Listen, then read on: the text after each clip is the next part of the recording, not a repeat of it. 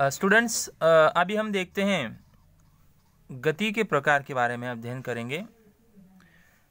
देखिए, एक रेखीय, एक समान और असमान गति, मतलब बोल सकते हैं कि एक समान और असमान, समान और असमान, ऐसे दो गति के प्रकार हैं। तो उसमें समान और असमान यानी कि uniform and non uniform motion along the straight line. ये बाकी बच्चे पूछते हैं सर इंग्लिश का मतलब क्या है, तो हमें इंग्लिश का मतलब यहाँ पे कुछ लेना देना है ही नहीं। ध्यान में रखना है कि एक समान और असमान गति, ये दोनों घटक के बारे में हम पढ़ने वाले हैं। देखिए कि अमर, अकबर और अंथनी उनकी स्वयं की गाड़ी से अलग अलग वेग से सफर कर रहे हैं। उनकी अलग अलग समय में तय की गई दूरी नीचे तालिका में दी गई है। देखिए, तीन दोस्त है, अमर, अकबर, अंथनी, तीन दोस्त है। उनके पास खुद की अलग अलग बाइक है, गाड़ी है मान लीजिए, और वो अलग अलग गाड़ी से देखिए अलग अलग स्पीड से क्या कर रहे हैं, अलग अलग वेग से सफर कर रहे हैं, मतलब कहीं जा रहे हैं घूमने के लिए। तो उनका देखिए जो उनका वेग है, समय है, वो क्या किया गया वहाँ पे नोट किया गया है। तो देखिए घड़ी के समय के अनुसार देखिए 5, 5:30, 6, 6:30, 7, 7:30 और 8 ये समय है मान लीजिए, ठीक है। तो जो अमर है ना, तो पहले इसमें से मैं देखिए इसमें 0, 20, 40, 60, 80, 100 और 120। यहाँ पे देखिए अकबर का 0, 18, 36, 42, 70, 95, 120 है, ठीक है। और उसके बाद में देखिए जो एंथनी है, एंथनी में देखिए 0, 14, 28, 42, 56, 70 और 84। तो देखिए क्या करना है कि यहाँ पे आपको देख लेना है कि यदि कोई मतलब समान समय में अगर समान दूरी तय करता है, देखिए क्या होता है कि पहले तो नीचे देखिए पढ़ लेते हैं। यदि कोई पिंड द्वारा समान समय में समान दूरी तय की जाती है तो उसकी गति को हम कहेंगे एक समान। समान समय होना चाहिए और समान समय में समान गति होनी चाहिए।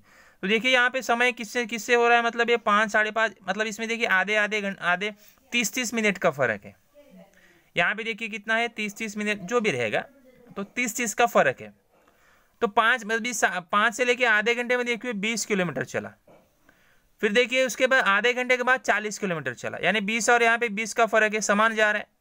यहाँ पे फिर 6:30 बजे 60 हो गया, फिर से यहाँ पे समान हो गया। यानी कि देखिए उसमें अगर हम देखेंगे 20, 40, 60, 80, 100, 120, तो यहाँ पे देखिए 20 का फर्क है कि नहीं। तो ये 20 का फर्क, और यहाँ पे कितना है, 30 का फर्क है। मतलब समय के अनुसार यहाँ पे आधे घंटे का फर्क है, यहाँ पे भी क्या है, 20 का फर्क है। तो देखिए समान समय है यहाँ पे, और जो दूरी है किलोमीटर वो भी समान है। यानी कि इसमें देखिए समान समय में समान दूरी अमर द्वारा तय की जा रही है। तो अमर की गति को क्या हम बोलेंगे, एक समान, क्योंकि समय भी उतना लग रहा है और जो किलोमीटर है, जो गति है उसकी भी सेम है। सेकंड में देखिए अभी अकबर की तरफ आते हैं। अकबर में देखिए 0 है 18 के बाद 36 आ गया, यहाँ तो समान हो गया, लेकिन उसके बाद में देखिए 42 हो गया, फिर 70 हो गया, फिर 95 हो गया और 120 हो गया। तो ये पूरी तरह से गलत है, क्योंकि 18 का 18, 18 दूनी 36, 18 3 54, ठीक है। तो यहाँ पे क्या हो रहा है, 42 है ना, यहाँ पे 54 होना चाहिए। तो यहाँ से इसका वेग क्या हो गया, चेंज हो गया। तो समान समय में यहाँ पे समान गति नहीं हो रही है, ध्यान रखिए। ये भले यहाँ पे समान समय है, तो लेकिन यहाँ पे समान समय नहीं है, उसमें समान समय में समान गति वहाँ पे नहीं हो रही है, ठीक है। तो एंथनी का देखिए यहाँ पे 0, 14 के बाद में 28 है, और 14 त्रिकम बेचा, 14 चौक 56, 14 25 70, 14 संग 84।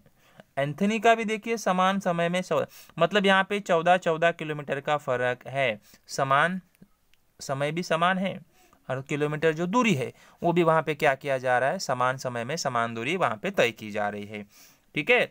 तो इस तरह से देखिए ये एंथनी है और ये अमर है। तो ध्यान रखना है कि समान समय में समान दूरी अमर और एंथनी द्वारा की जा रही है, इसलिए एंथनी और अमर के मतलब जो गति को हम क्या कहेंगे, एक समान कहेंगे। और जो अकबर है, अकबर क्या है, समान समय में समान गति वहाँ पे दूरी जो है तय नहीं कर पा रहा है, तो उसको हम क्या बोलेंगे, असमान गति, ठीक है। तो ये एक समान वाला हो गया। असमान वाला देखिए वहां पे क्या रहेगा कि यदि पिंड समान समय में असमान दूरी तय करता है तो उसकी गति को हम कहेंगे असमान गति। जैसे भीड़ वाले रास्ते पर वाहनों की गति या साइकिल की चलने की गति। जहाँ पे देखिए भीड़ वाला रास्ता और जहाँ पे खुला रास्ता है, खुले रास्ते से हम गाड़ी जोर से भगाते हैं, लेकिन जहाँ पे भीड़ होता है वहाँ पे स्पीड कम ज़्यादा होते रहता है, क्योंकि वहाँ पे भीड़ है। तो वहाँ पे असमान है, एक समान नहीं है। तो ध्यान में रखिए, ऐसे आपको एग्जाम में प्रश्न भी पूछा जा सकता है कि एक रेखीय असमान गति और समान गति किसे कहते हैं। तो ये यहाँ पे एक नीचे एक परिभाषा है और यहाँ पे राइट साइड में एक परिभाषा है, तो आप ये दोनों परिभाषाएं वहाँ पे आप लोग लिख सकते हैं। ठीक है स्टूडेंट्स, तो ये गति के प्रकार की बातें हमने कर ली है। उसके आगे जो है हम जाते हैं त्वरण की तरफ। लास्ट लेक्चर में किसी ने मुझे पूछा था कि सर त्वरण क्या होता है। ध्यान रखिए, त्वरण का परिभाषा वहां पे दिया गया, पहले उसको मैं पढ़ लेता हूं कि यदि कोई गतिशील पिंड निश्चित समय में वेग बदलता है तो उस पिंड की गति को त्वरित गति कहते हैं। और गतिशील पिंड में प्रकार के दो प्रकार होते हैं। देखिए क्या होता है कि कोई गतिशील पिंड है, निश्चित समय में वेग अगर बदलता है तो कुल मिला के हम बोल सकते हैं कि त्वरण का मतलब होता है वेग में परिवर्तन। ध्यान में रखिए मैं क्या बता रहा हूं यहाँ पे, त्वरण का मतलब होता है वेग में होने वाला परिवर्तन। तो ये वेग में होने वाला परिवर्तन में देखिए क्या रहेगा कि यहां से देखिए ऊपर से बॉल फेंका जा रहा है, ऊपर से देखिए बॉल जो फेंका जा रहा है, यहां से जब बॉल फेंकेंगे ना तो एकदम से फास्ट जाएगा। ऊपर से क्या हो जाएगा एकदम, यहाँ पे शुरुआत में जब आप रखेंगे हाथ में तो उसका वेग 0 है, लेकिन जैसे जैसे धीरे धीरे जाएंगे तो उसके वेग में क्या होगा, परिवर्तन होगा, उसका वेग वहां पे क्या होते जाएगा, बदलते जाएगा।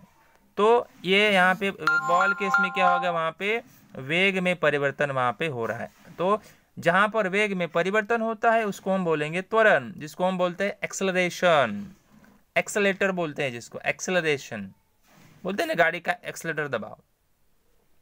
मोटरसाइकिल में देखिए एक्सेलेटर होता है, बस में होता है, कार में होता है, टैक्सी में होता है एक्सेलरेटर। एक्सेलरेटर मीन्स क्या होता है, इसका एक्सेलरेशन, एक्सेलरेशन उसको त्वरण, उसका वेग में बदलाव होता है, बरोबर है कि नहीं। कभी आप बाएं पे बैठे हुए तो चलाने वाले को देखिए वहां पे आगे पीछे वो गियर करता रहता है, पीछे 4 आगे 1 वगैरह जो कुछ। गाड़ी में भी टैक्सी में बैठते हो तो उसमें भी गियर होता है, गियर आगे पीछे करना पड़ता है। आगे पीछे क्यों, क्योंकि वेग में परिवर्तन वहां पे करना होता है।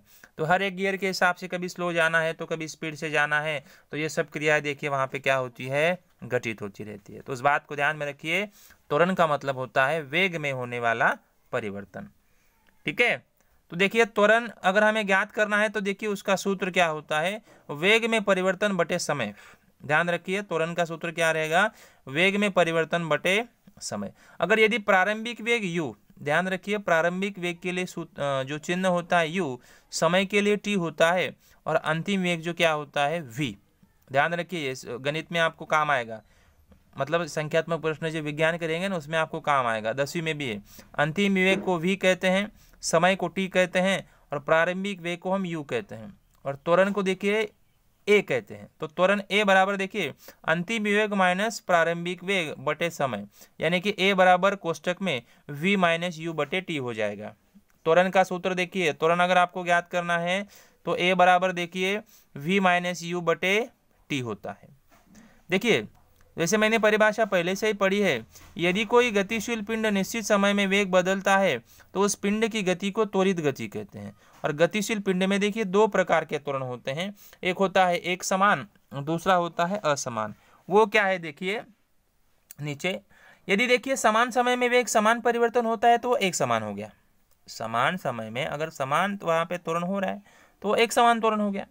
यदि समान समय में असमान परिवर्तन है तो उसको हम बोलेंगे असमान त्वरण। ठीक है, तो इस हिसाब से ये त्वरण हो गया। त्वरण यानी कि ध्यान में रखना है आपको वेग में होने वाला परिवर्तन। ध्यान रखिए बच्चों, त्वरण का मतलब होता है वेग में होने वाला परिवर्तन। मैं 4 बार आपको बता रहा हूं कि त्वरण का मतलब होता है वेग में होने वाला परिवर्तन, और वेग का सूत्र होता है, अगर हिंदी में रहेगा तो त्वरण बराबर अंतिम वेग माइनस प्रारंभिक वेग बटे समय। इंग्लिश में उसको a बराबर v माइनस यू बटे टी। अब आप ये मत पूछिएगा a का मतलब क्या, v का मतलब क्या, u का मतलब क्या, t का मतलब क्या, इससे हमें कोई लेना देना नहीं है। जो प्रारंभिक वेग के लिए u है, अंतिम वेग के लिए v है, एक्सेलरेशन के लिए a है, और समय के लिए t है। ठीक है, तो ये आपको ध्यान में रख लेना है। आगे बढ़ते हैं। त्वरण के देखिए फिर से जो उप प्रकार रहते हैं, धनात्मक, ऋणात्मक और शून्य। तो धनात्मक, ऋणात्मक और शून्य ये त्वरण के देखिए 3 मतलब उप प्रकार है। तो उसमें देखिए क्या है, किसी पिंड का त्वरण धनात्मक या ऋणात्मक हो सकता है। अभी देखिए कोई पिंड जो है, पिंड मतलब कोई भी वस्तु, तो उसका जो त्वरण यानी कि वेग में होने वाला परिवर्तन मतलब धनात्मक भी हो सकता है और ऋणात्मक भी हो सकता है। वो किस तरह से? जब किसी पिंड का वेग बढ़ता है तब त्वरण धनात्मक होगा। ध्यान रखिए, आप गाड़ी पे बैठे और आप पहले स्लो जा रहे, उसके बाद में आपने स्पीड उसका क्या कर दिया, बढ़ा दिया, तब उसको हम क्या बोलेंगे, धनात्मक। उसका त्वरण हम क्या बोलेंगे, धनात्मक। यहाँ त्वरण वेग की दिशा में होता है। यहाँ पे त्वरण कहाँ पे होगा, जो उसकी वेग की दिशा होगी ना, उसी वेग की दिशा में उसका त्वरण होगा।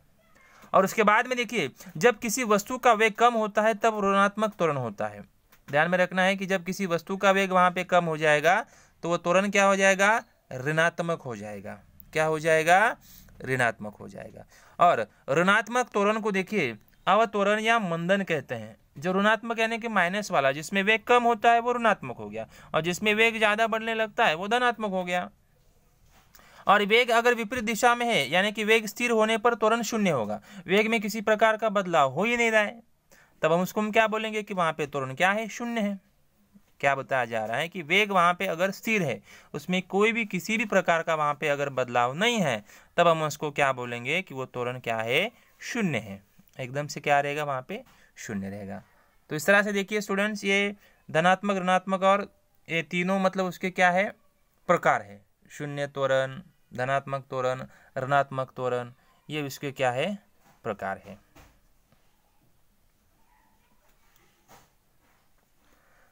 इसमें कुछ आपको डाउट्स रहेगा तब आप मुझे आसानी से पूछ सकते हैं, जो मैं आपको बता दूंगा। सवाल देखिए कुछ भी मत पूछिएगा, इसका मतलब उसका मतलब आप लोग बहुत पूछते हैं। यहाँ के मतलब नहीं पूछना है, जो घटक नहीं समझा उसको पूछिए।